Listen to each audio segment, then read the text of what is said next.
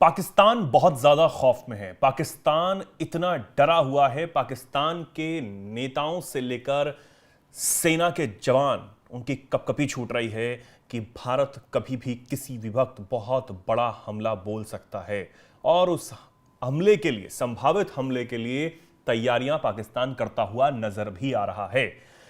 पाकिस्तान यह चाहता है कि हम भारत को मुंह तोड़ जवाब दें, लेकिन पाकिस्तान का यह ख्वाब हमेशा से ख्वाब ही है, क्योंकि जितने भी जंग भारत से उसने लड़ने की कोशिश की, सब में मुंह की ही खाकर पाकिस्तान वापस लौटा है।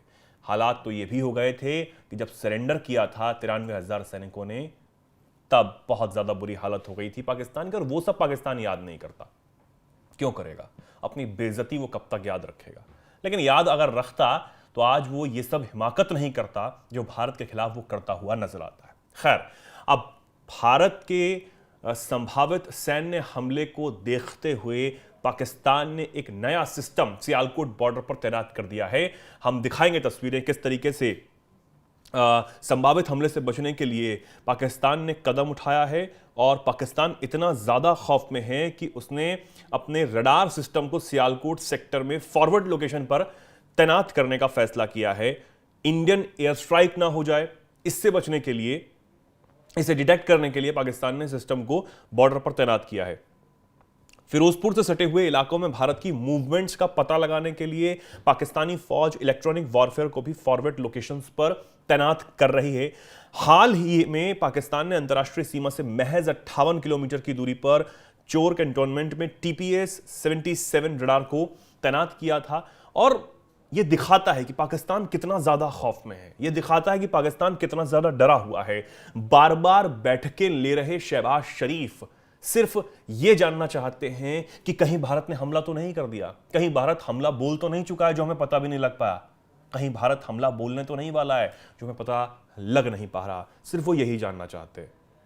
इतने ज्यादा खौफ में हैं कि पाकिस्तान के तमाम मंत्री सिर्फ परमाणु बम की गीदड़ भभकी देते हुए नजर आते हैं। और वो गीदड़ भभकी भी क्या है, वो सिर्फ ये दिखाना चाहते हैं कि भैया भारत तो हम पर हमला बोल देगा, भारत तो हमारा काम तमाम कर देगा, लेकिन हमारे पास जो परमाणु है हम वही फोड़ देंगे, क्योंकि हमारे पास और कोई रास्ता बचता नहीं है।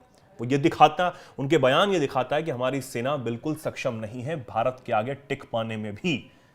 उनके बयान ये दिखाते हैं, उनके बयान ये दिखाते हैं कि असीम मुनीर ने जो सेना जोड़ रखी है, उसका एक एक जवान सिर्फ फिसड्डी ही साबित होता है और वो टिक नहीं पाएगा, क्योंकि अभी तो जंग शुरू भी नहीं हुई, अभी तो जंग की कोई बात तक नहीं ज्यादा हो रही।